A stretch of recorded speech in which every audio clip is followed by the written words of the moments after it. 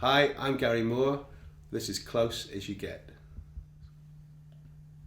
Well, with this album, the way I went about choosing the material was that I always like to have a contrast, and I always think it's very important to have a good dynamic in an album. So you can't have all fast or all slow, but I love playing slow, kind of melodic blues songs, and I always try and come up with a few of those. They're the ones that come more naturally to me. Songs like I Had a Dream, which is almost verging on country. So again, it's a kind of an unusual kind of a song for me to play on, and I used the guitar sound on it comes from a Telecaster, which is not kind of guitar that I'm kind of used to playing. It's got a bit of a kind of a Roy Buchanan vibe, who's one of my favourite guitar players.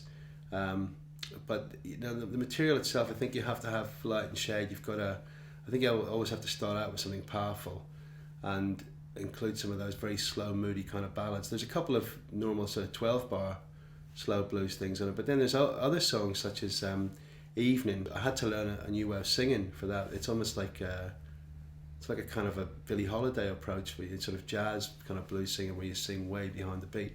And it took me a little while to get that phrasing because it's not something I've done before. So it's also important for me on each record to include something that I haven't done before. And on this record, I think I've broken new ground in a few places.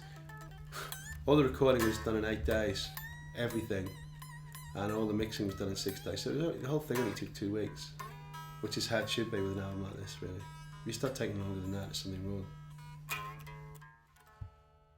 mean, I like all kinds of music, really. People will be surprised. I mean, if you look next door in my little music room and saw my CD collection, it goes from way back to like the really primitive blues up through like all kinds of stuff like jazz, rock, gypsy music, classical. I mean, I suppose in the UK, the bands that I like today are people like Muse. I think they're a really good rock band. They're very exciting. I went to see them actually in Wembley a while ago, and it was a really good lesson for me because it taught me that I learned from that I was doing the right thing by, you know, watching these young guys put on such a big, powerful rock show, and I just thought, man, you know, stay away from all that. It's not for you anymore. Do you know what I mean? I really learned just from watching these guys. Unless you can do it as good as that, don't bother. And they've got a very European sound, which I like. I think it's very important to show your heritage when you play. They don't try to sound like an American band, which I think is really good, because a lot of the so-called rock bands over here, they copy all the American bands, and it just makes them sound stupid in the end. I like Damien Rice very much, who gave that genre a lot more credibility when he came along, because people were getting sick of all these, you know, James Blunt and all that crap. You know, it's like, I mean, he came out with something with a bit of an edge to it. And he's a very intense young man. You can hear it by the way he writes and the way he sings. What he does is kind of like the blues, because it's like, I think he tells the truth. And blues is the reason I've always gone back to that is because it's the place where you can find the truth in music. In the 60s in England, you had people like Cream and you had The Who. I mean, these guys weren't pop stars. These guys were really doing it for real. They meant what they were saying. They were really like, they had such an aggressive edge to what they were doing, especially The Who. I remember going to see The Who one time when I was 14 in Belfast, the Ulster Hall, and coming out feeling like I'd been in a fight. I mean, my friends and I, we were all shaking physically after it, because it was just so intense to watch this guy up there just putting out so much energy. I mean, they were like the first punk band in a way, The Who.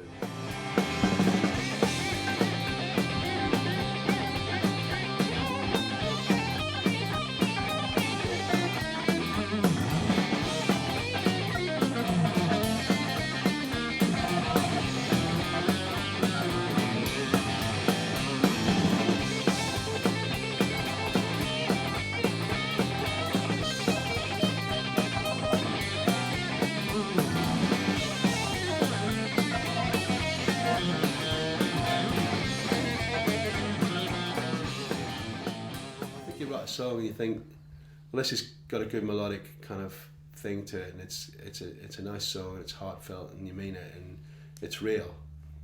But beyond that, you've got no control, because you know, it's like, I remember in the 80s, and people from the record company would come in the studio and go, "That's a hit, Gary, definitely a hit," and I'd go, "Look, there's no such thing as a hit until it's in the charts." So at the end of the day, you can say it's a strong song, but that's as much as you know. You know, when you write a song sitting in a little kind of room in your house in the middle of the countryside, and it ends up being known all over the world, that to me is an incredible thing. This little germ of an idea that you write in your little tape machine at home, and it goes out, and ends up, you know, you walk down the street in Miami and somebody will come up to you and go, "Hey, you're Gary Murray. My wife and I, blah blah blah, met or whatever through that song or something." You know, it means a lot to you. But it's about the music again. Still, at the end of the day, they're not saying we met because of you. They're saying, or you know, we fell in love to one of your songs. It's really special. Well, the drummer from Thin Lizzy's in my band. He's Brian Downey. It's great being in the band with Brian because I've known him since I was 14. Since I lived in Belfast, he was in a band called Sugar Shack in those days, and we got back a long way. And it's really good having a friend in the band. We can just hang out, and you know, he knows me inside out. I know him inside out. It's great. We're playing around Europe this summer. We've got gigs in Germany. We've got gigs in Holland, Finland, Norway, Switzerland. We've got a big UK tour in May. So there's quite a few shows coming up all over Europe.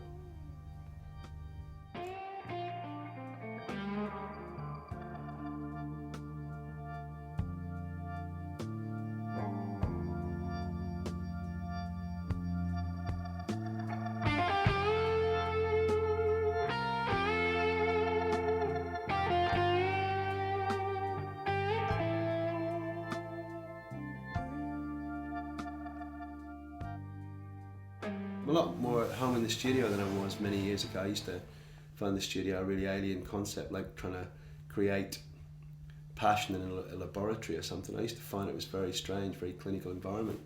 But once I got over that and realised I could get my sound, because it took me a long time to get my sound in the studio, partly because I play so loud, and they couldn't, you know, and I know Hendrix and people had problems like that, but they always got it. They were getting it way before I was getting it on the record. And eventually when I realised I could just play the same way in the studio with the same sort of sound and record it, and the microphones wouldn't crack up or the engineer wouldn't start moaning, it all became a lot easier for me. So I actually love both now. I love being in the studio and creating new stuff, and that's a big part of it, just seeing the songs grow into something and watching them develop. That's a really exciting part. But the other half is when you take it out and play it to people. Because if you feel you've got some good new songs, it's really exciting to think, oh, I can't wait for people to hear these. Then you get a real buzz from that as well.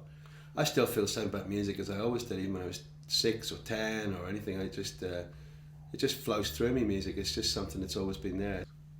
I like to live a normal life as much as I can when I'm away from touring and recording. You know, I just live with my family, and I live a pretty private life, really. I'm not interested in all that kind of being seen in the right places, and I never really have been that sort of person.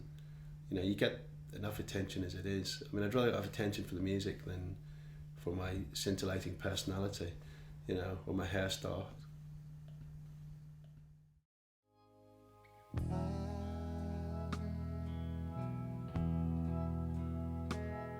Had a dream that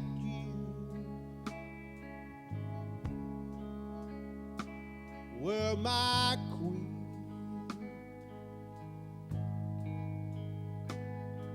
and I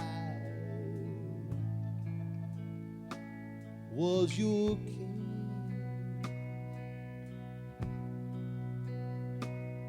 In the shade